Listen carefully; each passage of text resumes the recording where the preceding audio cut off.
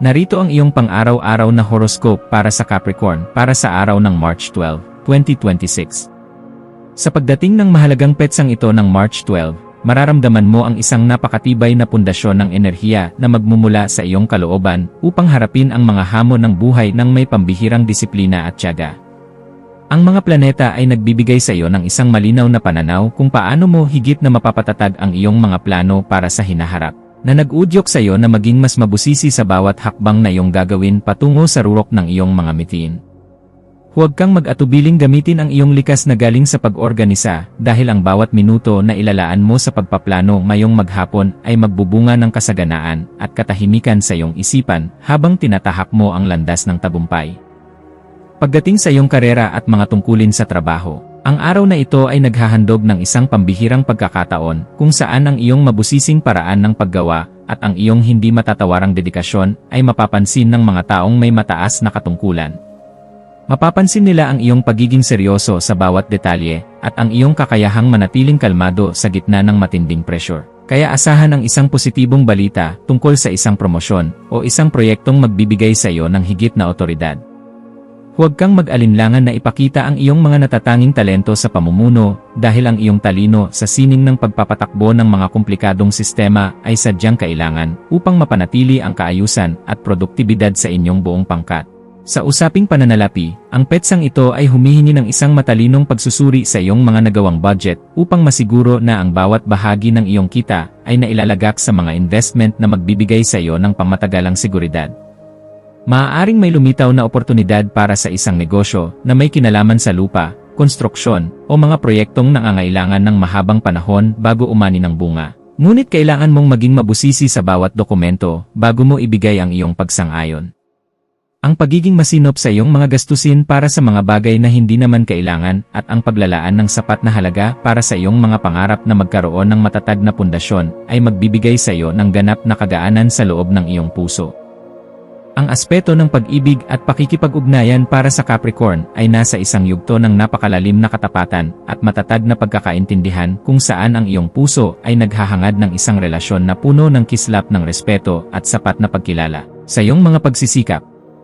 Ang pagpapakita ng iyong pagmamahal sa pamamagitan ng pagiging isang sandigan o ang pakikipag-usap ng mahinahon tungkol sa inyong mga layunin sa buhay ay lalong magpapatatag sa inyong ugnayan sa bawat sandali ng inyong pagsasama ngayong araw na ito. Para sa mga naghahanap pa ng makakasama, ang iyong seryoso at kagalang-galang na aura ay magsisilbing magnet para sa mga taong naghahangad ng isang partner na may matibay na paninindigan at marunong magpahalaga sa tunay na ganda ng isang pangmatagalang pagsasama. Ang iyong kalusugan ay dapat maging isa sa iyong mga pangunahing prioridad sa pamamagitan ng pagbibigay ng sapat na atensyon sa iyong mga tuhod, buto, at sa iyong pangkalahatang postura na maaaring makaramdam ng pagod dahil sa iyong matinding pagtatrabaho sa maghapon.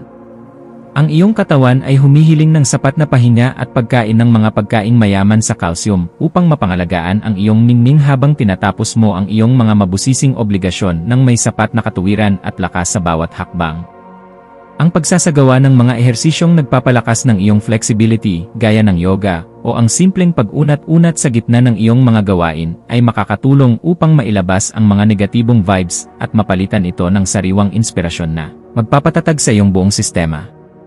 Sa iyong pakikipagkapwa-tao, ang iyong papel bilang isang matalinong tagapayo at mapagkakatiwalaang leader ay magiging sentro ng atensyon, lalo na sa mga taong nangangailangan ng iyong mabusising pananaw upang maresolba ang kanilang sariling mga kalituhan sa buhay. May isang kakilala o malapit na kasama na maaaring lumapit sa iyo upang humingi ng tulong tungkol sa kung paano magiging mas disiplinado sa pag-abot ng kanilang mga pangarap, at ang iyong mga salita ay magsisilbing gabay na magbibigay sa kanila ng bagong lakas. Maging mapagmasid sa bawat pakikipag-usap dahil ang bawat impormasyon na iyong ibabahagi ay nagtataglay ng kapangyarihan na makapagpabago ng pananaw ng iba nang may sapat na paggalang sa kanilang sariling kakayahan at kalayaan sa bawat kilos. Ang iyong malikhaing isipan ay magkakaroon ng pambihirang kislap sa hapon, lalo na sa mga gawaing may kinalaman sa arkitektura, disenyo ng mga istruktura, o anumang paraan ng pagpapahayag na nagpapakita ng iyong pagiging mabusisi sa sining ng pagbuo ng mga bagay na magtatagal. Huwag mong limitahan ang iyong sarili sa mga karaniwang pamamaraan lamang. Bagkus ay subukan ang mga makabagong estilo na magpapakita ng iyong galing habang pinapanatili ang kalidad at dangal ng iyong mga gawa para sa iyong sariling kaganapan at tagumpay. Ang pagbuo ng isang bagay na may layuning magbigay ng kagaanan at proteksyon sa pakiramdam ng marami sa pamamagitan ng iyong mga natatanging talento ay nagbibigay sa iyo ng ganap na kagalakan na sadyang napakahalaga para sa iyong personal na pag-unlad. Para sa pamilya, asahan ang isang kaganapan sa loob ng tahanan na mangangailangan ng iyong pagiging mahinahon upang maging maayos ang takbo ng inyong samahan sa kabila ng mga posibleng maliliit na usapin tungkol sa inyong mga tradisyon o mga plano para sa bahay. Ang iyong presensya ay magbibigay ng kagaanan dahil kaya mong magpaliwanag sa paraang madaling intindihin at may sapat na pagkilala sa nararamdamang pangangailangan ng bawat miyembro ng iyong pamilya sa bawat oras ng inyong pagsasama sa loob ng bahay. Maging mapagpatawad sa mga pagkukulang ng iyong mga mahal sa buhay at maging isang gabay na laging handang tumulong sa pag-aayos ng anumang aberya dahil ang matatag na pundasyon sa loob ng tahanan ang tunay mong sandigan sa bawat hamon. Ang iyong intuwisyon ay magsisilbing isang matalas na kumpas sa pagpapasya tungkol sa isang bagong oportunidad na may kinalaman sa iyong personal na paglago o sa pagpapaganda ng iyong sariling kasanayan sa pakikipag-ugnayan sa mga taong may malalim na karanasan. Kung may nararamdamang udyok na ayusin ang iyong mga sertipiko, titulo, o bumili ng mga kagamitan na magdadala ng higit na kaayusan sa iyong paligid, gawin ito ngayon dahil ang daloy ng enerhiya ay pabor sa mga gawaing nagdadala ng bagong simula. Ang iyong panloob na boses ay malakas na nagpapaalala na handa ka na para sa isang mas mataas na antas ng kaganapan sa iyong pagkatao, kaya pakinggan ito, at huwag hayaang ang mga alinlangan ay humadlang sa iyong asenso patungo sa tagumpay. Sa aspeto ng edukasyon at pagkuha ng karunungan, ang iyong isipan ay magiging kasing talas ng isang kidlat na handang unawain ang bawat komplikadong impormasyon upang mahanap ang pinakaugat ng katotohanan sa iyong mga pinag-aralan ngayong araw na ito. Gamitin ang panahong ito upang magbasa ng mga materyales na magpapalawak ng iyong pangunawa sa mga usaping may kinalaman sa kasaysayan, sining, o sa mga paraan ng wastong pamamahala dahil ang mga ito ay sadyang makakatulong sa pagpapabuti ng iyong disposisyon. Ang bawat impormasyon na iyong matututunan ay magsisilbing hiya sa iyong isipan, kaya huwag kang titigil sa paghahanap ng liwanag hanggang sa marating mo ang ganap na kalinawan na iyong matagal nang hinahanap para sa iyong seguridad. Iwasan ang pagiging masyadong matigas sa iyong mga pananaw upang hindi ka makagawa ng pader na maglalayo sa iyo sa mga bagong pagkakataon na maaaring magpabilis sa iyong pag-unlad sa bawat sandali ng iyong pagkilos sa harap ng ibang tao. Ang pagpapanatili ng isang balanse sa pagitan ng iyong matinding paninindigan at ng iyong pagiging mahinahon sa pakikinig sa opinyon ng iba ay isang kasanayan na dapat mong pagtuunan ng pansin ngayong araw upang mas lalo kang irespeto ng lahat. Ang pagpili sa kung ano ang nakakabuti sa iyong pangmatagalang mithiin nang hindi isinasakripisyo ang iyong mga prinsipyo ay magbibigay sa iyo ng mas mabilis na resulta at mas malalim na kagalakan sa bawat sandali ng iyong pakikipagsapalaran sa mundong ito.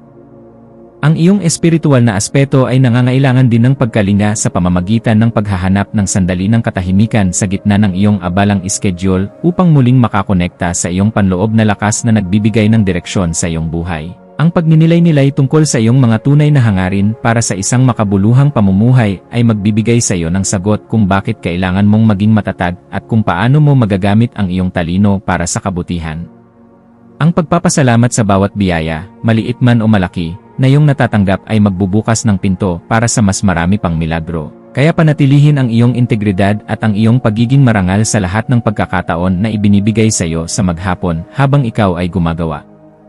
Maging mapagmasid sa mga dokumento, email, o mga mensaheng iyong matatanggap ngayong hapon, lalo na ang mga may kinalaman sa iyong mga personal na proyekto, kontrata sa trabaho, o mga legal na usapin na may kinalaman sa iyong mga ari-arian, at siguraduhin na naintindihan mo ang bawat detalye.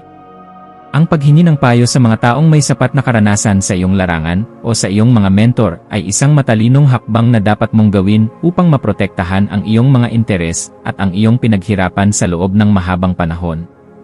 Ang pag-iingat sa ganitong mga usapin ay magbibigay sa iyo ng kapanatagan na ang iyong mga hakbang ay nasa loob ng katuwiran at hindi ka malalagay sa alanganin dahil lamang sa kakulangan sa mabusising pagsusuri. Sa pagdating ng gabi, maglaan ng oras upang ayusin ang iyong kapaligiran at ang iyong isip sa pamamagitan ng paggawa ng mga bagay na nagpapakalma sa iyong sistema gaya ng paggawa ng listahan ng iyong mga nagawa o ang pag-aayos ng iyong kwarto. Ang kaayusan sa iyong kapaligiran ay direktang nakakaapekto sa iyong pakiramdam, Kaya ang pagliligpit ng iyong mga kagamitan at ang pag-aayos ng iyong higaan ay makakatulong upang maalis ang mga tensyon sa iyong isipan na dulot ng sobrang pagpapakapagod sa maghapon. Ang pagpapasalamat sa bawat tagumpay na iyong nakamit sa araw na ito ay magpapanatili sa iyong positibong disposisyon na siyang magsisilbing magnet para sa mas magagandang balita na darating sa iyong pintuan bukas para sa iyong patuloy na ikaunlad at kagaanan. Bilang huling payo para sa iyo, laging tandaan na ang tunay na lakas ay matatagpuan sa pagkakaroon ng isang mapayapang puso na laging handang umunawa sa sarili at sa ibang tao nang may sapat na pagmamahal sa bawat sandali ng iyong pagkilos. Manatiling nakatutok sa iyong sariling landas habang nagpapakita ng malasakit sa mga taong nasa paligid mo, dahil ang kaganapan ng iyong pagkatao ay matatagpuan sa pagbabahagi ng iyong liwanag ng may dangal sa lahat ng pagkakataon na ibinibigay sa iyo. Hayaang ang liwanag ng karunungan ang maging gabay mo sa pagtahak sa daan ng iyong mga adhikain, at maniwala ka na sa bawat pagsusumikap mo na magpakita ng kabutihan, mayroong magandang bukas na naghihintay para sa iyo sa bawat sandali ng iyong buhay. Ang iyong mga maswerteng numero para sa araw na ito ay 4, 10, at 19. Ang iyong maswerteng kulay ay kulay kape o madilim na berde na sumisimbolo sa katatagan at paglago. At ang maswerteng gawain para sa araw na ito ay ang pag-aayos ng iyong mga file sa computer, ang mabusising pagrepaso sa iyong mga plano sa pagtitipid, o ang pakikipag-usap sa isang nakakatandang kapamilya upang muling mahanap ang iyong kagalakan at sigla sa buhay.